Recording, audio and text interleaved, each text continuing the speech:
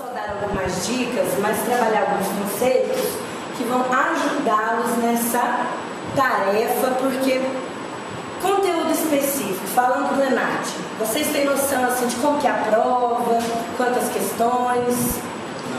Geralmente a prova do ENAD tem 40 questões, dentre elas conteúdo geral e conteúdo específico. Conteúdo específico relacionado ao curso de Sistemas de Informação e conteúdo geral, leitura, interpretação e questões discursivas a respeito de temas bem atuais. Então, já fica aí uma dica. O ENAD, ele vai proporcionar a você um bom currículo, uma nota boa, formar numa faculdade em que a nota do ENAD, que avalia o seu curso, ela é boa, vai ajudá-lo a ingressar no mercado de trabalho. Você será bem visto. Isso vai contar no seu diploma, no seu currículo. Então, dessas 40 questões, a prova será dividida em questões objetivas e questões discursivas. Daí a importância de trabalhar a escrita também. Então, nós não vamos trabalhar apenas questões objetivas, mas questões discursivas e de temas atuais. O aluno, então, tem que estar lendo, tem que estar preparado para abordar qualquer tema.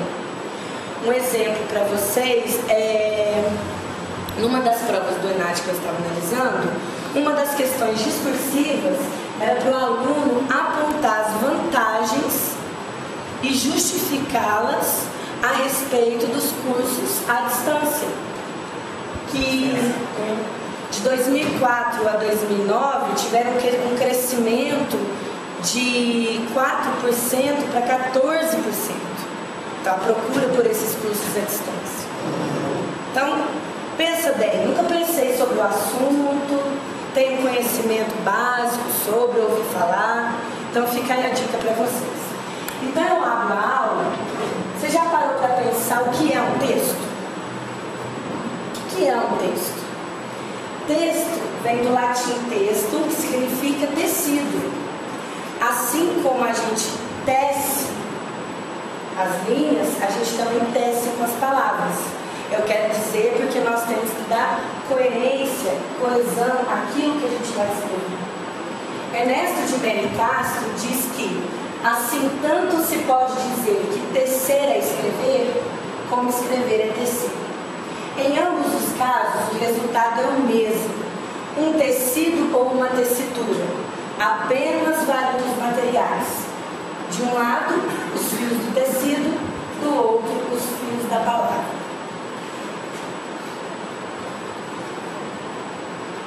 Para identificarmos um texto, nós vamos analisar essas condições. Todo texto, seja ele de linguagem verbal, não verbal ou mista.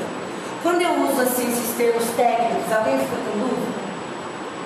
Porque a gente pode estar falando bem do início, para depois a gente avançar um pouquinho mais. Todo texto ele deve proporcionar ser lido e interpretado. Essa é a primeira condição que o texto deve atender para ele ser classificado como texto. O sentido final, ou seja, todo texto ele é produzido com uma intencionalidade. E aí, dependendo do porquê foi produzido, ele vai revelar uma intenção específica por parte de quem o criou. Além disso, esse final precisa ser diferente do sentido das partes que o constituem. Então, o texto ele vai permitir que eu leia, que eu pegue informações que estão explícitas e, ao mesmo tempo, que eu faça certas inferências. O que seria uma inferência? Quando você ouve falar em inferência, o que te vem à cabeça? Para você, o que é inferir?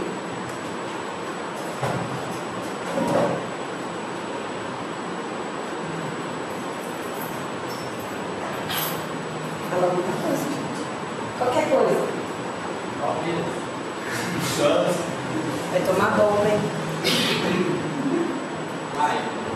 O que você entende por inferir? Na verdade, você já faz isso há muito tempo. Talvez nem sabia que era esse nome que possuía. Quando eu faço uma inferência, eu estou chegando a uma conclusão. Eu estou pressupondo algo. Claro, a partir da leitura desse texto. Então, essas são as condições básicas para o texto seja classificado como texto. Ok? Então vejam só, quando falamos de texto, vamos identificar o uso da linguagem, verbal ou não verbal. O que seria linguagem verbal?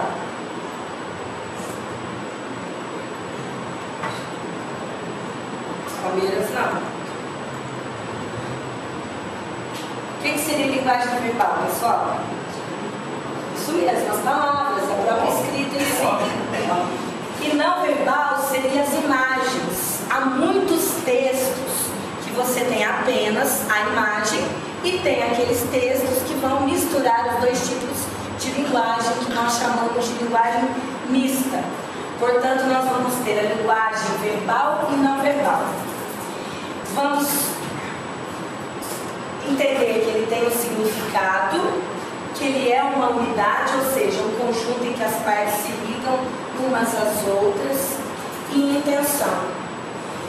Reconhecer dentro do texto a intenção do autor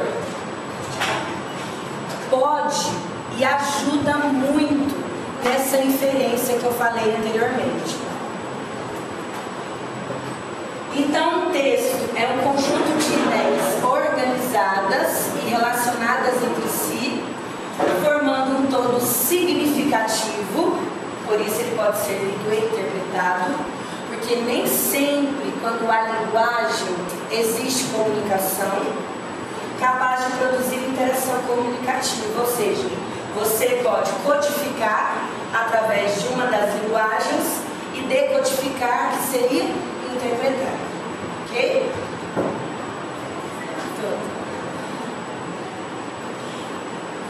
Dentre os conceitos básicos e importantes que nos vamos ajudar a ler e interpretar o texto, a gente precisa reconhecer os tipos de texto existentes. Tipos de texto, também chamado de tipologia textual, resumem-se a apenas 4 tipos. Nós temos o tipo dissertativo, nós temos o tipo descritivo, nós temos a tipologia narrativa e nós temos a tipologia injuntiva, ou seja, o tipo injuntivo. Você já deve ter ouvido falar em texto dissertativo. Aliás, o vestibular geralmente é o tipo textual mais cobrado e o ENAD, ele cobra esse tipo de texto aqui, tá? O texto dissertativo. O que é dissertar?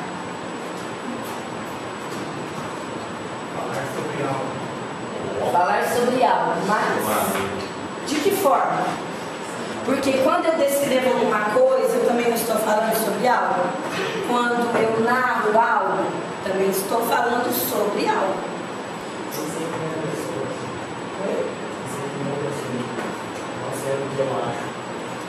Qual é o seu nome? Cristiano. Nós vamos chamar isso de estratégia argumentativa dentro do texto dissertativo, porque ele não deve ser escrito em primeira pessoa, tá? Eu devo escrever em terceira pessoa. Mas dissertar, pessoal, é defender uma tese, uma opinião, uma ideia, um ponto de vista. Então, quando você lê um texto e fica claro para você que o autor está defendendo a opinião dele, nós temos aí um tipo de texto dissertativo. O texto descritivo, o próprio nome já diz, descreve algo, caracteriza algo. E o texto narrativo, o que é narrar?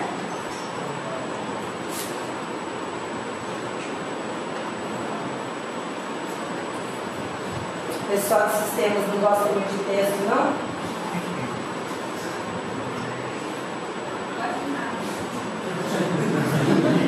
Nossa, eu não gosto de nada aí, tá?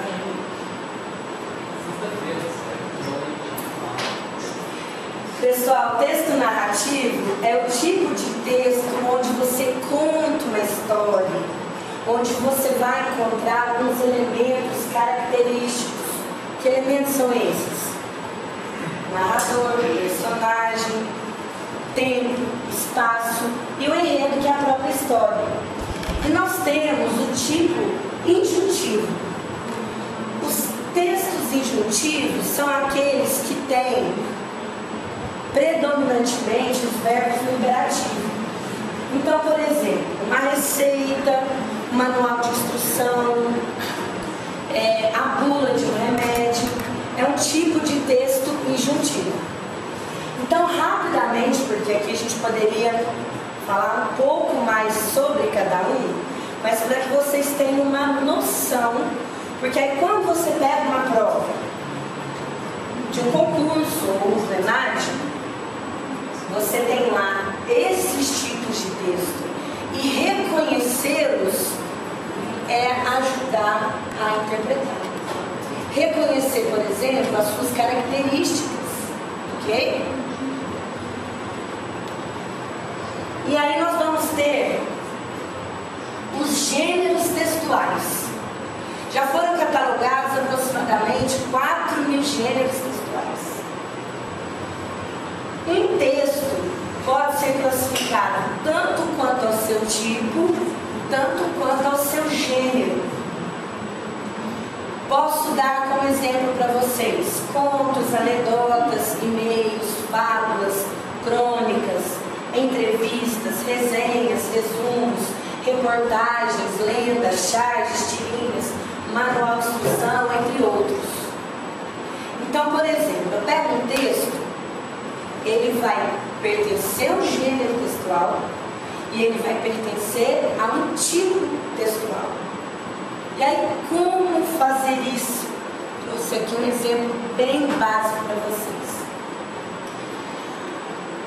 Vale comentar também com vocês que esses tipos textuais, ou seja, o tipo narrativo, descritivo, dissertativo e injuntivo, eles podem ser encontrados dentro de um mesmo texto. Então, muito comum eu pegar uma narração e encontrar ali trechos do texto descritivo, quando caracteriza o lugar onde aconteceu a história, quando caracteriza a personagem. Porém, como é que então ele classifica-se como narrativo e não como descritivo? Porque há predominância de um tipo sobre o outro.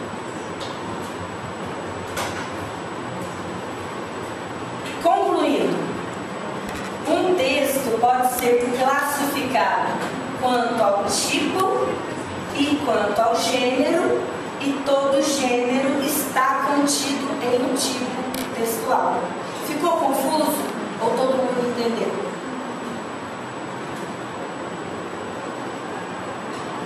Então, o texto, ele pode ser do tipo narrativo, pertencente ao gênero lenda. E o gênero lenda está contido no tipo narrativo. Ok? Vou ler uma história para vocês. Quem sabe dá uma animada, né? O sapo e o escorpião. Alguém já ouviu essa história?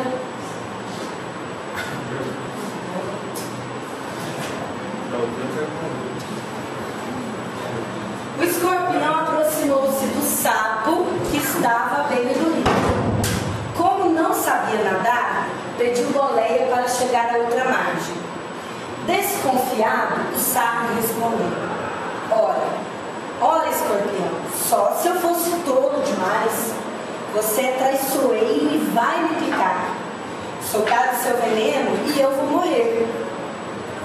Mesmo assim, o escorpião insistiu, com um argumento lógico de que se picasse o sapo, ambos morreriam. Com a promessa de que poderia ficar tranquilo, o sapo cedeu, acomodou o escorpião nas suas costas e começou a nadar. Durante a travessia do rio, porém, o sapo sentiu a picada mortal do escorpião. O sapo, meio moribundo, perguntou: por que você fez isso, escorpião? Agora nós dois vamos morrer afogados. E o escorpião respondeu friamente: porque essa é a minha natureza. Moral da história: não há como ir contra aos nossos instintos naturais. Esse exemplo aqui, bem simples, é para a gente poder, questão muito comum em concurso. Não sei se tem alguém aqui que está com intenção de prestar um concurso, mas muito comum ser cobrado de você classificar um texto quanto ao seu tipo e quanto ao seu gênero.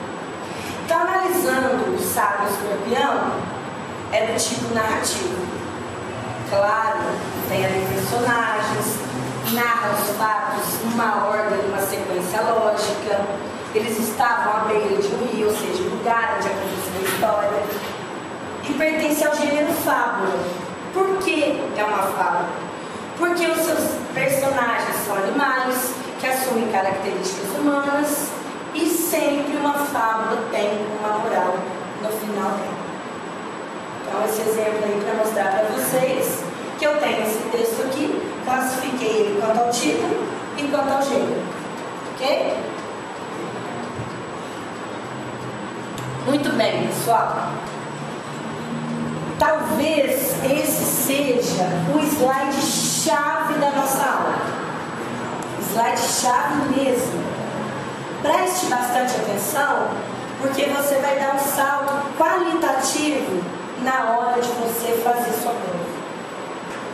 Muito comum usarmos como sinônimos interpretar e compreender o texto. Mas não são a mesma coisa. Não constituem a mesma coisa. Todas as vezes que um comando de uma questão em uma prova trabalha a compreensão textual, quer dizer que aquela informação está no texto. Eu sugeri aqui para vocês alguns comandos que vão ajudá-los a identificar se aquela questão está trabalhando compreensão ou interpretação. Se trabalhar a compreensão, é muito comum você encontrar segundo o texto, o autor ou o narrador do texto diz que, o texto informa que, no texto, e aí vem as alternativas para você marcar a correta, o autor justifica ou demonstra.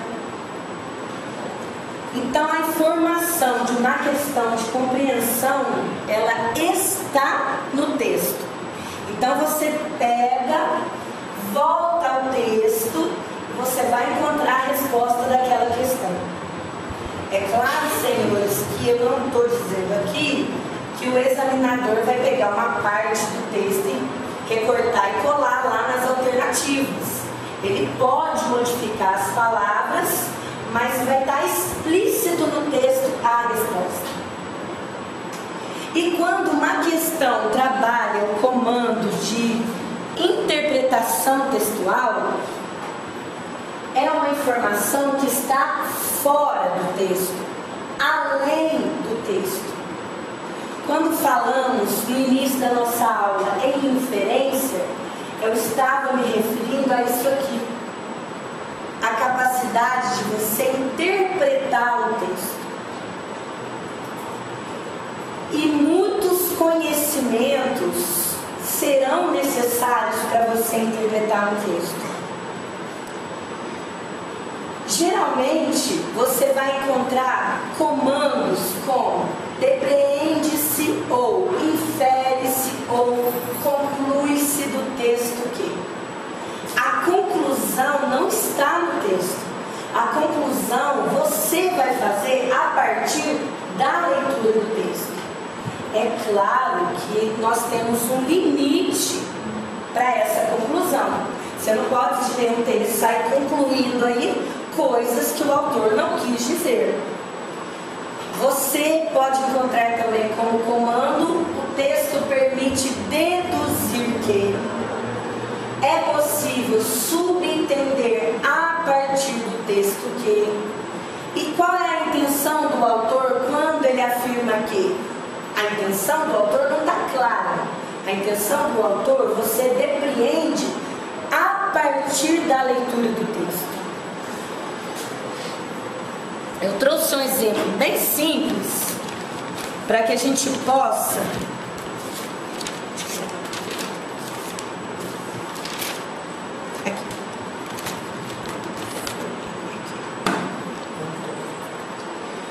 Suponhamos que eu tenha o seguinte texto.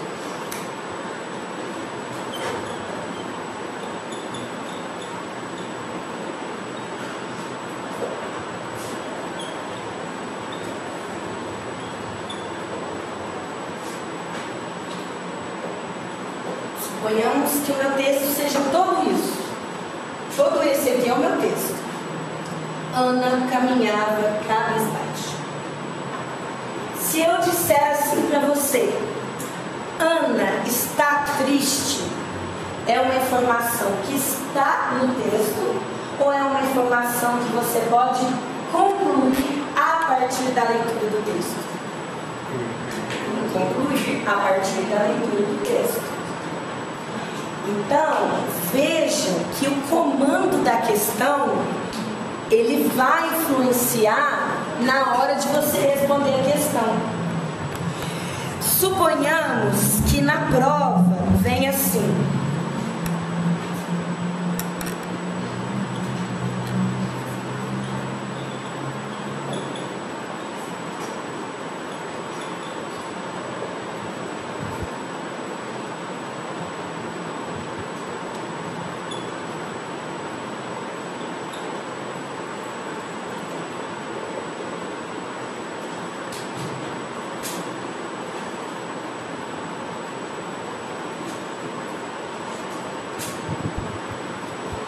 suponhamos que na sua prova você tenha como alternativas: o texto informa que Ana estava triste. Essa afirmativa está correta ou incorreta? Por quê? Porque eu não estou informando, está invertendo ideia. Muito bem. E se está assim nos comandos da questão? O texto traz a ideia. Você acha que está correto ou está errado? E o texto sugere que Ana estava triste. Raíssa, olha só. Isso acontece muito. Eu elimino uma que está na cara que não é a resposta. Não é assim? E fico entre a cruz e a espada. E agora? Parece-me que são tão iguais. Como é que eu vou ter que escolher um? Não acontece muito?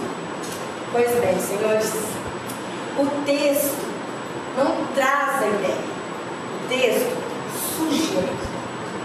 sugere. A sugestão tem a ver com inferência. Então vejam que muitas vezes você compreende o texto, entende o texto, mas na hora de você responder as questões é que você se enrola.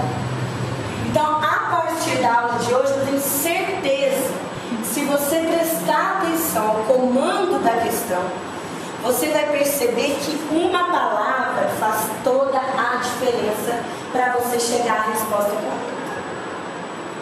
E aí vou mesclar a aula explicativa com algumas dicas. Você tem, na prova do ENAD 2011, que foi a última que a turma de Sistemas de Informação fez, alternativas com perguntas com 5 alternativas. Nós chamamos de cada alternativa de distratores. A prova, ela é sua. Então, você pode marcar na prova o quanto você quiser. Você vai ter que entregar o gabarito, é o gabarito que vai ter que estar bem limpinho, bem organizado, bem preenchido. Portanto, na prova, risque, rabisque, para ajudar a chegar à resposta correta.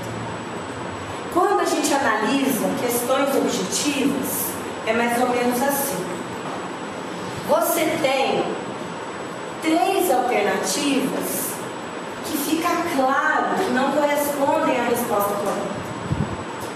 Então, crie símbolos para você na hora de marcar essas alternativas. Geralmente a alternativa que é a resposta, a gente marca com X, não é? Não é muito comum marcarmos com X a resposta correta? Então a letra A ficou claro para você que não corresponde à resposta, você vai descartá-la. Descarte a letra A. A letra B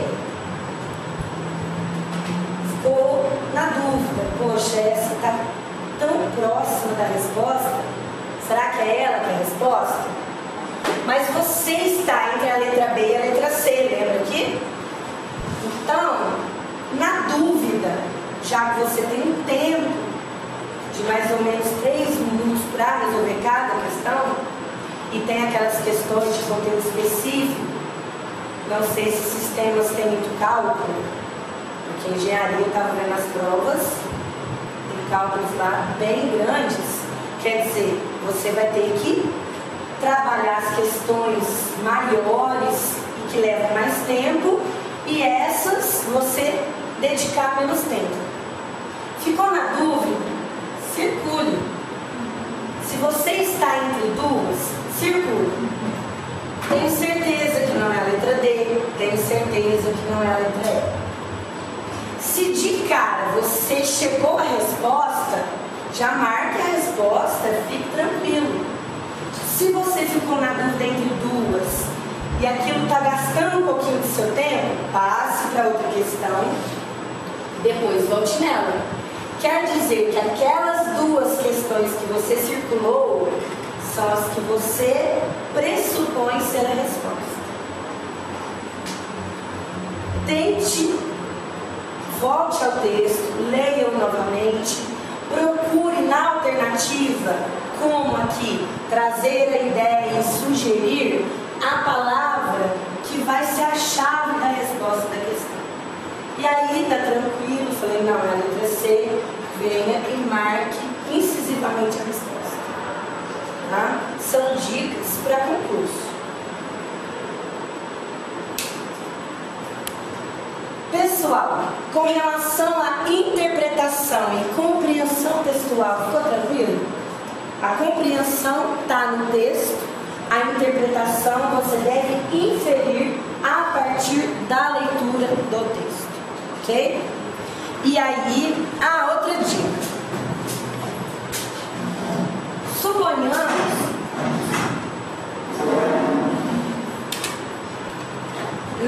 nesse tipo de prova que vocês vão se submeter, os textos, eles são bem grandes.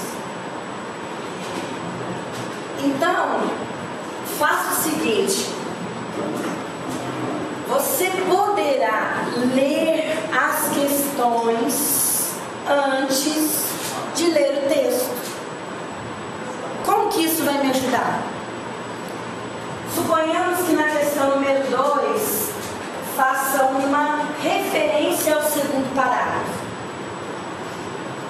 De acordo com o segundo parágrafo,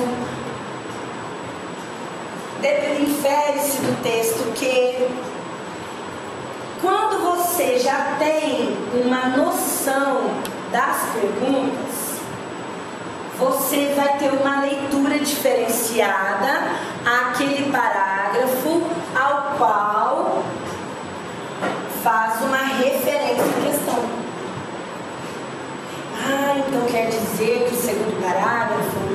eu tenho que ler com um pouquinho mais de atenção, porque a questão número 2 refere-se a ele. Isso é uma dica que ajuda em muito. Outra dica, pessoal. Você ficou entre duas questões. Marcou a letra C. Fez outras, aí você volta. Fala, ai, eu acho que não é a letra C. Vou apagar e marcar a letra B. Existem estudos que mostram que o aluno, quando ele marca a primeira vez, ele está marcando a correta. Que quando ele volta, rever aquela questão, apaga e marca a outra que ele ficou na dúvida, ele sempre vai errar. Muito bem. Então, para concluir, interpretar significa explicar, comentar, julgar, tirar conclusões e deduzir. Compreender significa intelecção, entendimento, atenção ao que realmente está escrito. Alguém gostaria de fazer alguma pergunta? E se para interpretar eu preciso fazer uma inferência, existem condições básicas para interpretar uma questão. É necessário que eu tenha conhecimento histórico, literário, leitura e prática.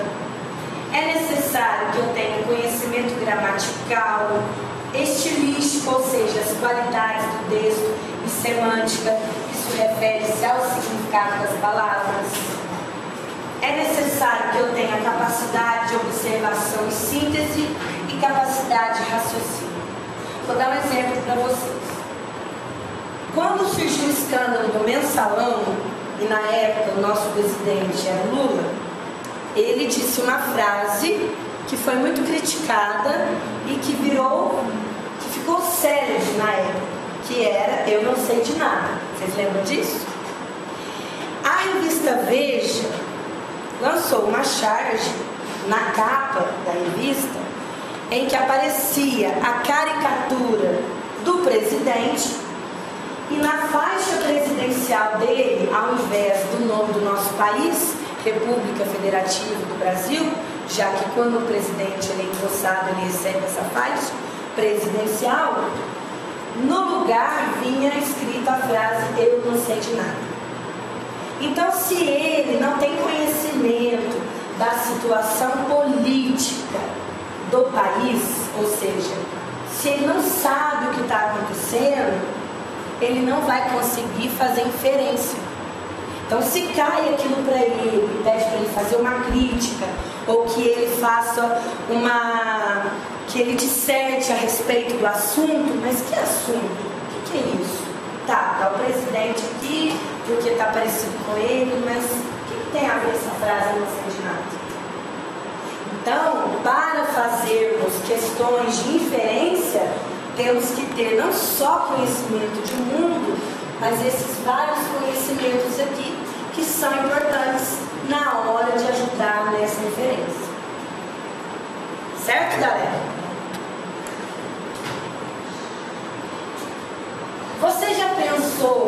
Você já parou para pensar que existem técnicas de como ler o texto? Pois existe. Um texto bem lido deve ser feito em 3 etapas. A primeira, chamada de primeira leitura, é o momento que você não vai se preocupar em fazer nenhuma marcação no texto. É o momento que você vai pegar o texto e vai ler de forma entonada. Faz toda a diferença essa leitura. Para que você considere essa leitura satisfatória, ao término dessa primeira leitura, você deverá ser capaz de responder a essa pergunta: qual a ideia central do texto? Se nessa primeira leitura você conseguir responder a essa pergunta, a primeira leitura foi satisfatória, você poderá passar para o segundo passo, que é a chamada segunda leitura.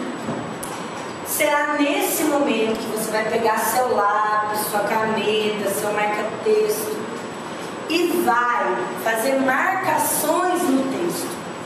Existem palavras-chave, como por exemplo, os verbos que indicam opinião.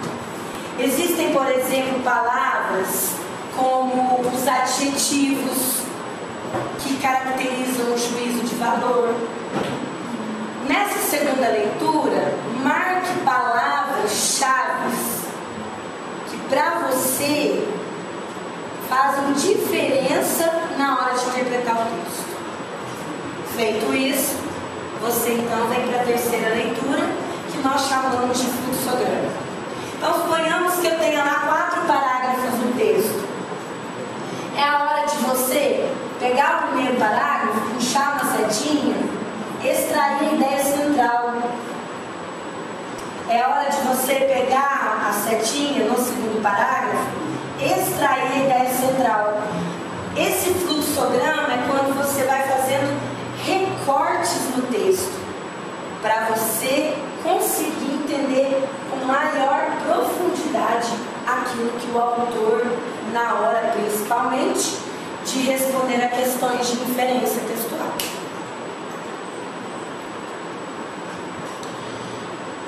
Algumas dicas para melhorar a interpretação de textos.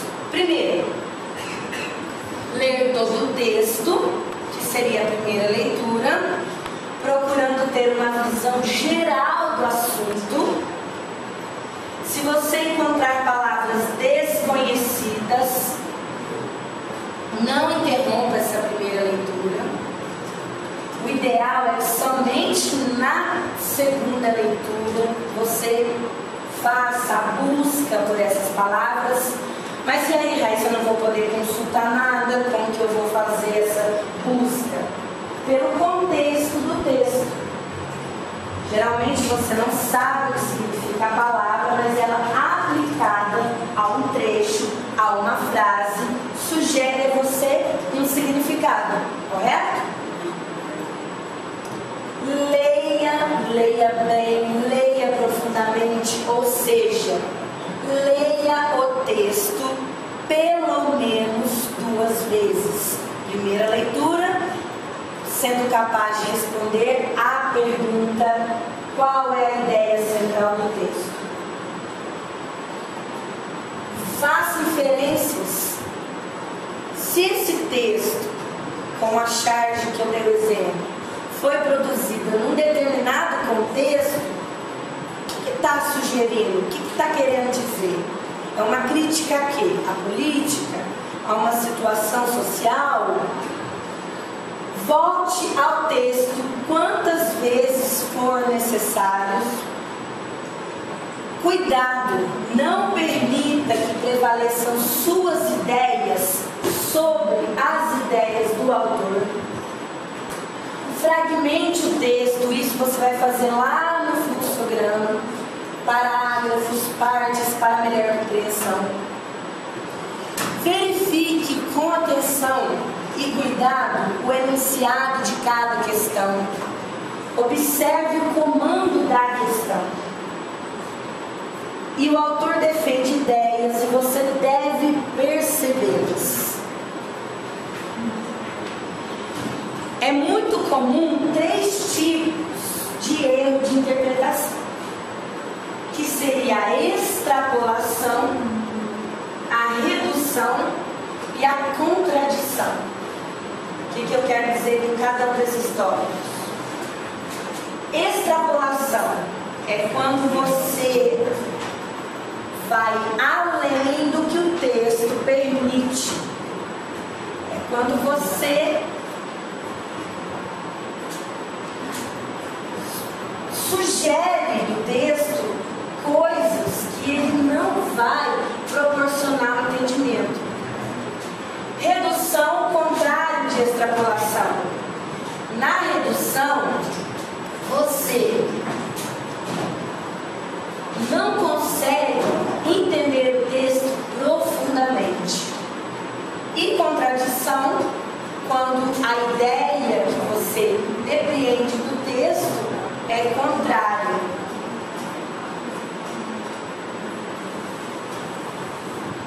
E aí, pessoal, chegamos nesse ponto. O que é o ENAD? O ENAD, Exame Nacional de Desempenho de Estudantes, que integra o Sistema Nacional de Avaliação da Educação Superior, tem o objetivo de aferir o rendimento dos alunos dos cursos de graduação em relação aos conteúdos programáticos, suas habilidades e suas competências.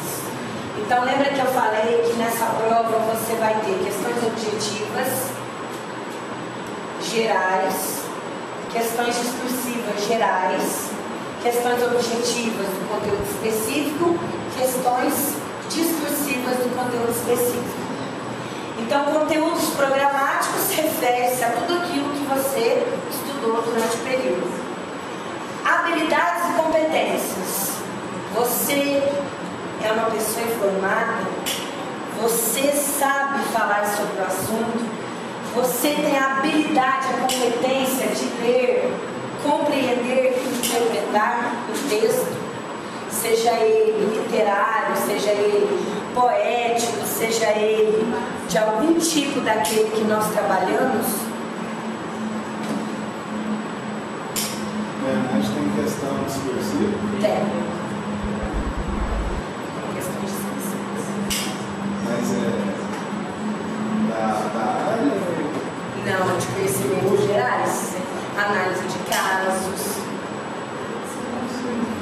Então, por exemplo, eu estava olhando lá, tinha uma questão discursiva para o aluno falar numa prova específica que eu estava analisando a respeito do curso à distância.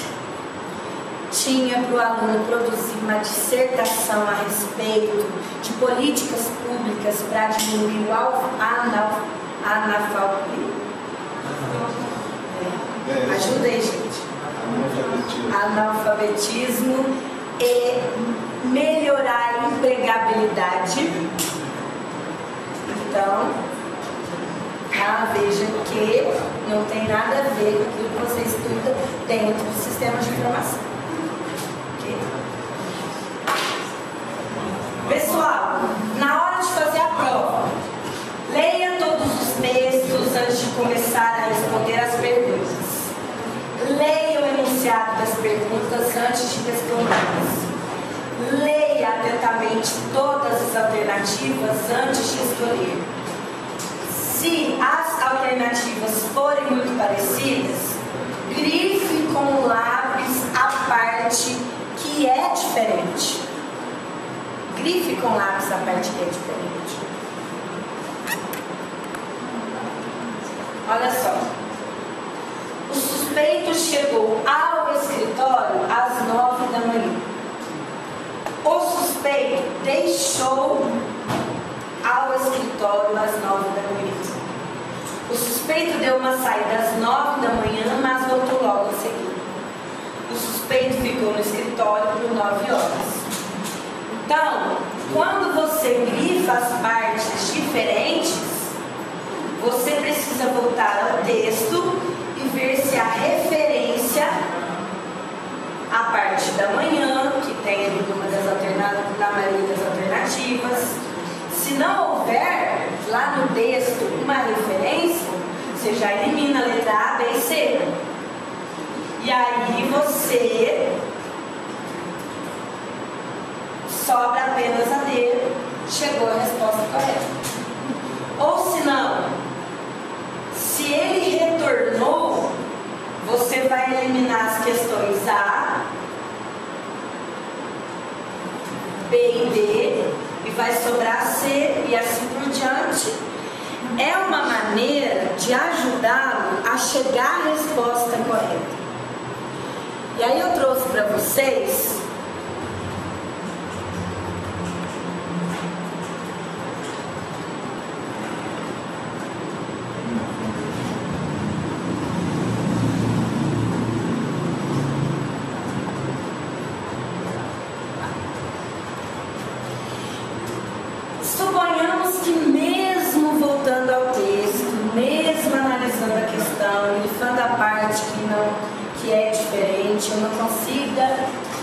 tente reduzir a sua margem de erro.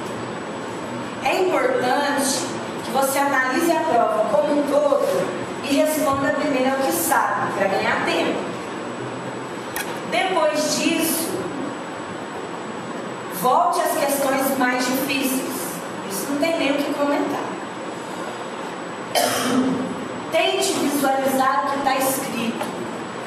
Estou me referindo aqui novamente àquilo que é importante, ao comando da questão. E mantenha a calma. É preciso, para uma boa leitura, exercitar-se na arte de pensar, de captar ideias, de investigar as palavras. A leitura é o meio mais importante para chegarmos ao conhecimento. Vou dar um exercício oral mesmo, só para a gente analisar. Essa é uma questão de conteúdo geral de uma prova do ENAD. Tá?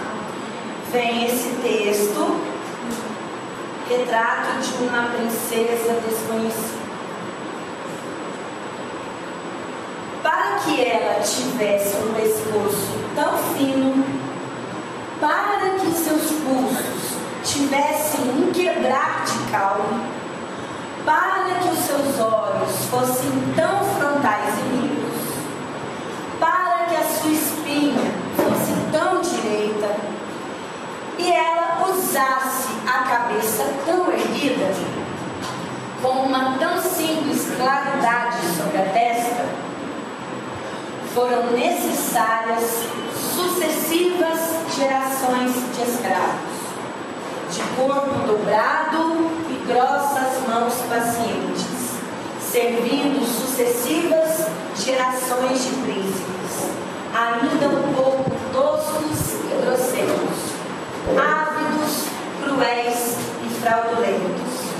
Foi um imenso desperdiçar de gente para que ela fosse aquela perfeição, solitária, exilada, sem destino. Fiz a minha primeira leitura. Na hora de fazer a segunda leitura, agora a gente vai chamar a atenção de vocês para algumas partes interessantes do texto. Para que ela tivesse um pescoço tão fino, para que seus pulsos tivessem um quebrar de caule. O que isso sugere para vocês? Esse pulso, um quebrar de caule não é algo frágil, quer dizer, demonstrando a fragilidade da princesa. E aí, para que ela pudesse ter a cabeça tão erguida, claridade sobre a testa, para que os seus olhos fossem tão frontais e limpos, foram necessários o quê?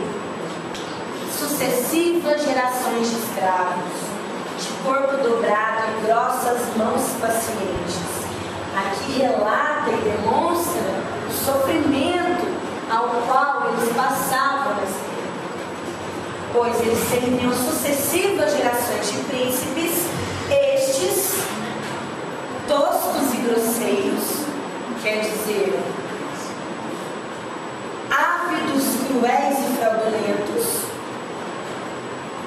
Foi um imenso desperdiçar de gente. Aqui não te remete à ideia de quantos escravos morreram para que ela fosse aquela perfeição solitária, exilada, sem destino. De acordo com a história, as princesas eram solitárias, porque elas eram simplesmente a figura. E aí, fraudulentos mostra aqui que os príncipes, eles buscavam fora dela a saciedade para viver. Aí, nessa questão, vamos trabalhar o comando dela. No poema, a autora sugere que, olha a palavrinha-chave aqui, senhores. Gustavo,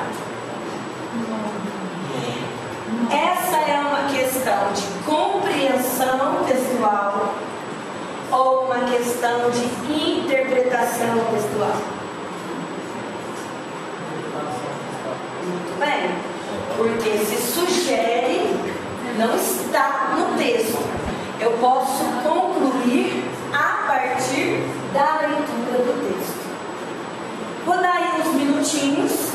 Gostaria que você analisasse as alternativas para que a gente possa chegar à resposta correta e marcar um pontinho para nós, né, Nath? Jefferson, qual seria a alternativa que você marcaria uma resposta correta a essa questão? D de dado? Concordam? Discordam? Quem concorda com ele?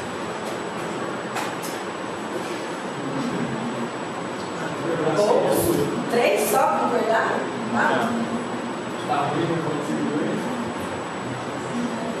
Pessoal, lembra das alternativas absurdas?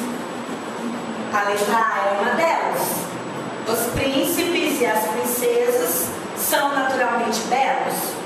Durante a leitura do poema, não tem nada a ver. Outra alternativa que você pode apontar para mim como absurdo. Então essa daqui a gente já descarta. Qual outra? A letra E. O exílio e a solidão são os responsáveis pela manutenção do corpo esbelto da princesa? Também é uma alternativa bem fundada.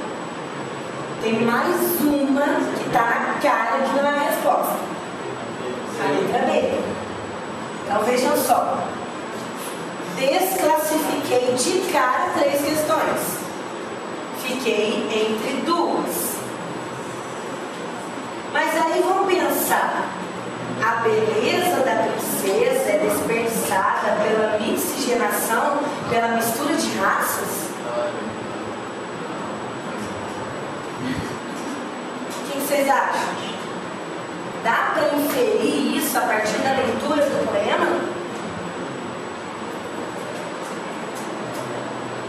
Sim ou não, pessoal? Não.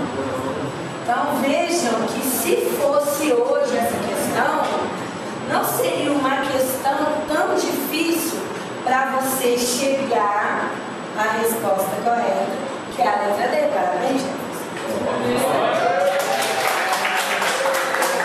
na próxima vez eu trago balinha, que você tá querendo bala.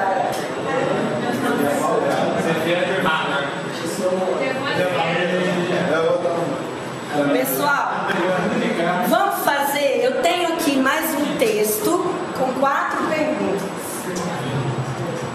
Um texto pequeno, e aí eu libero, pode ser? Ou está muito puxado para o primeiro dia? O que vocês acham? Siga que eu já volto. Gente, é rápido, eu prometo que é muito rápido. E aí, como eu vou ser boazinha, vocês vão gostar de mim. Poema de Carlos Drummond de Andrade, que diz assim: 7 quedas por nós passaram, e não soubemos amá-las, e todas 7 foram mortas, e todas 7 somem no ar.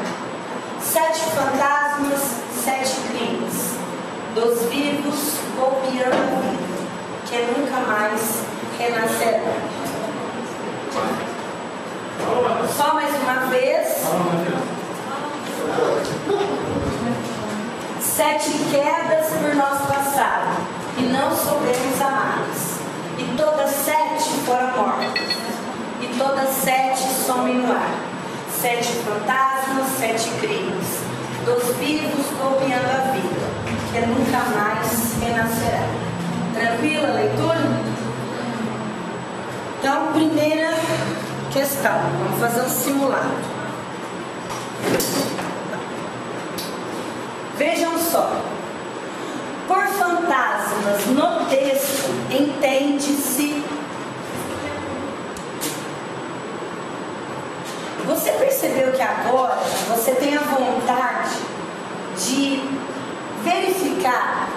questão que trabalha a compreensão ou a interpretação?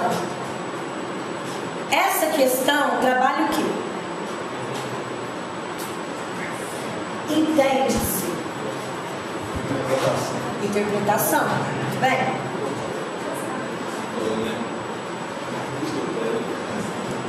Então, tá aí as alternativas.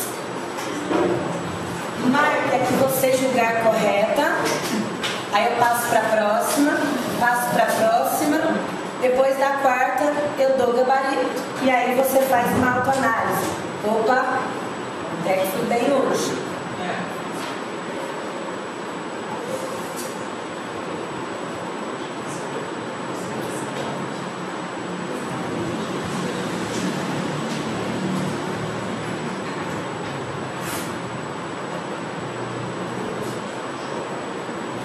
Toda questão, percebam, senhores, que eu tenho alternativas que eu já posso de cara descartá-las.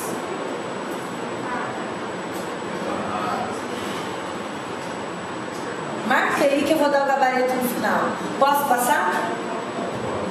Questão número 2.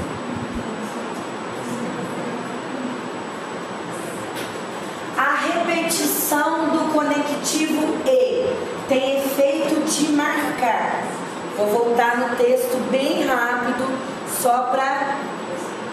Olha lá, 7 quedas por nós passaram, e não soubemos amá-las, e todas 7 foram mortas, e todas 7 somem no lar. Visualizou onde está o conectivo E? Voltando à questão. Essa repetição tem qual objetivo no texto?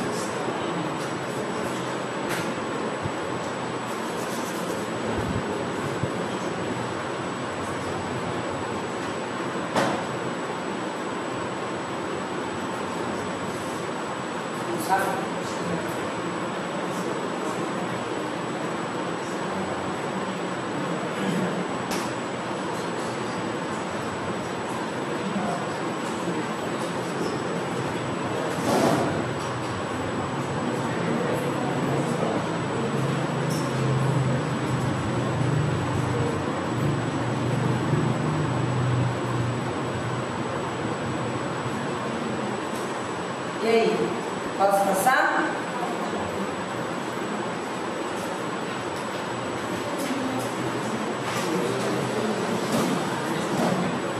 A afirmação 7 quedas por nós passaram, não soubemos amá-los, faz-nos entender que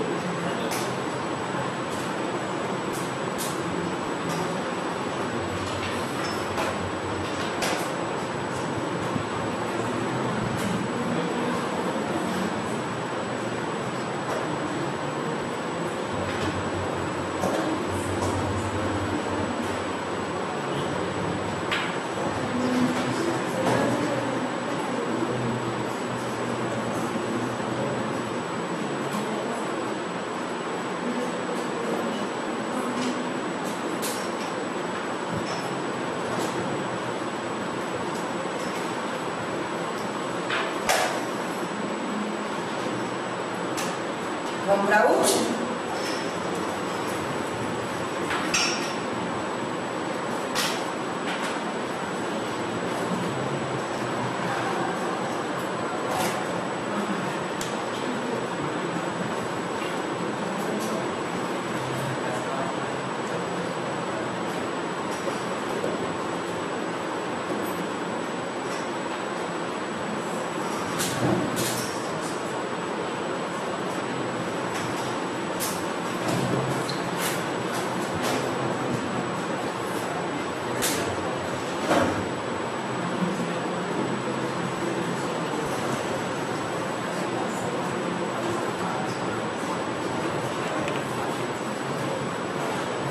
Fechou? Não. Não? Estava assinando esse chamado. Essa daqui? É. Espera mais um pouquinho.